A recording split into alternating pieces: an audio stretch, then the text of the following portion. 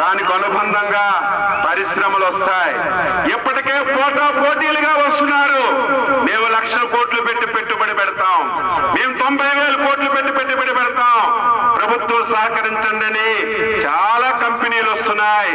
ముఖ్యమంత్రి గారు ఆలోచన చేసి ఏది మంచి కంపెనీ, ఏ కంపెనీ ఎక్కువ ఉద్యోగాలు యువతకిస్తారో ఆలోచన చేసి ఇక్కడ పరిశ్రమలు కూడా అభివృద్ధి చేయడానికి నిర్ణయం చేశాం.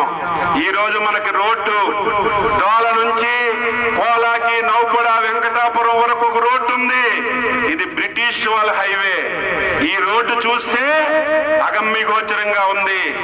ఆ రోజు నేను మంత్రిగా ఇక్కడ నుంచి నౌపడ వరకేసిన రోడ్డు తప్ప ఇటు చూసినా, నౌపడ నుంచి మళ్ళీ వెంకటాపురంకు చూసినా ఒక ఆటో వస్తే యాక్సిడెంట్లు అయిపోతున్నాయి.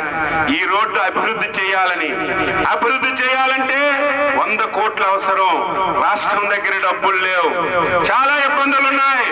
వెంటనే రామ్మోహన్ నాయుడికి రంగంలో నుంచి కేంద్ర ప్రభుత్వంతో మాట్లాడి నరసన్నపేట నుంచి మళ్ళీ మన ఊరి మీదుగా వెంకటాపురం వరకు 100 కోట్ల రూపాయలతో ఈ రోడ్డు కూడా మంజూరు చేశాం. ఈ రోడ్డు 2-3 రోజుల్లో టెండర్లు పిలుస్తారు. ఈ రోడ్డు కూడా అయితే మనకి ఎంత ఉపయోగమో ఒక్కసారి ఆలోచన చేయాలి. దీనన్నింటికంటే భిన్నగా మూలపేట నుంచి మళ్ళీ భోగాపురం ఎయిర్పోర్ట్ వరకు 8 లైన్ల రహదారి శాంక్షన్ అవుతుంది. బీచ్ రోడ్డు శాంక్షన్ అవుతుంది. బీచ్ రోడ్డు శాంక్షన్ అయితే శ్రీకాకుళం జిల్లా చరిత్రే తిరగబడిపోతుందని చెప్పి తెలియజేస్తున్నాను. ఎక్కడికక్కడ టూరిజం డెవలప్ అవుతుంది, ఎక్కడికక్కడ పరిశ్రమలు వస్తాయి, యువతకి ఉపాధి అవకాశాలు పెరిగే అవకాశం ఉందని ఈ సందర్భంగా తెలియజేస్తున్నాను. 12 మాసాలు ప్రజలు చాలా సంతోషంగా ఉన్నారు. నేను ఎన్నిసార్లు ఎమ్మెల్యే అయ్యాను, ఎన్నిసార్లు ప్రభుత్వంలో ఉన్నాను, కానీ ప్రజలు ఇంత సంతోషంగా ఎప్పుడూ లేరు. ఎవరు ఊహించలేరు ఇంత తొందరగా చంద్రబాబు నాయుడు గారు ఇన్ని పథకాలు ఇస్తారని, ఇన్ని హామీలు నెరవేరుస్తారని ఎవ్వరు కూడా ఊహించలేదు. ఊహించని విధంగా ఈ 14 మాసాల్లో సూపర్ 6 లో 90% హామీలు నెరవేర్చాం.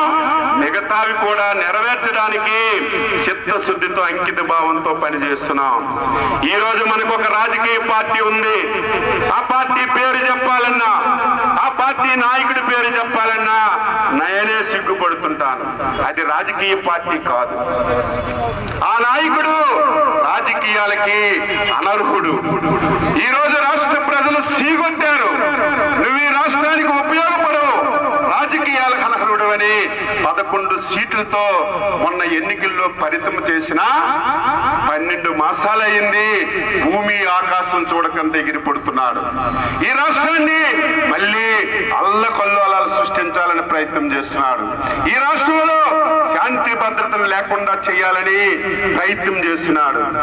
ఎవరమైనా సరే, చంద్రబాబు నాయుడు గారైనా, అచ్చెన్నాయుడు గారైనా, XYZ ఏ నాయకుడైనా ప్రజల దగ్గర తలదించవలసినటువంటి అవసరం వస్తుంది. ఎవరైనా ప్రజలు గౌరవిస్తే నాయకులు, ప్రజలు మనకు అభిమానిస్తే నాయకులం తప్ప విర్రవీగిపోతే ఎప్పుడు కూడా నాయకులు కాలేమని ఈ సందర్భంగా తెలియజేస్తున్నాను.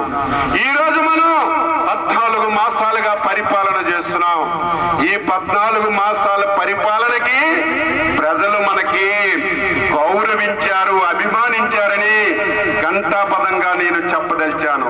దానికి ఉదాహరణ ఈ రోజే కడప జిల్లా పులివెందుల ఒంటిమిట్ట జడ్పీటీసీ ఎన్నికలు. స్వాతంత్రం వచ్చింది, 30 సంవత్సరాలుగా పులివెందుల్లో ఓటేసే సంస్కృతి లేదు.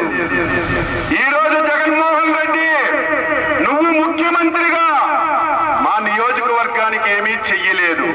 నువ్వు ముఖ్యమంత్రిగా 5 సంవత్సరాలు ఈ నియోజకవర్గానికి ఏమీ ఉపయోగపడలేదు.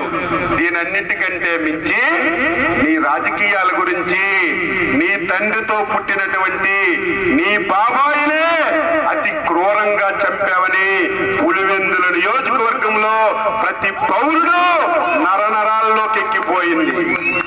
ఇటువంటి నాయకుడు రాజకీయాల్లో ఉండకూడదు, ఇటువంటి వ్యక్తి మన నియోజకవర్గంలో ఉండకూడదని నిన్న జరిగినటువంటి ఎన్నికల్లో ఏ విధమైనటువంటి తీర్పిచ్చారో మీరందరూ కూడా చూశారు.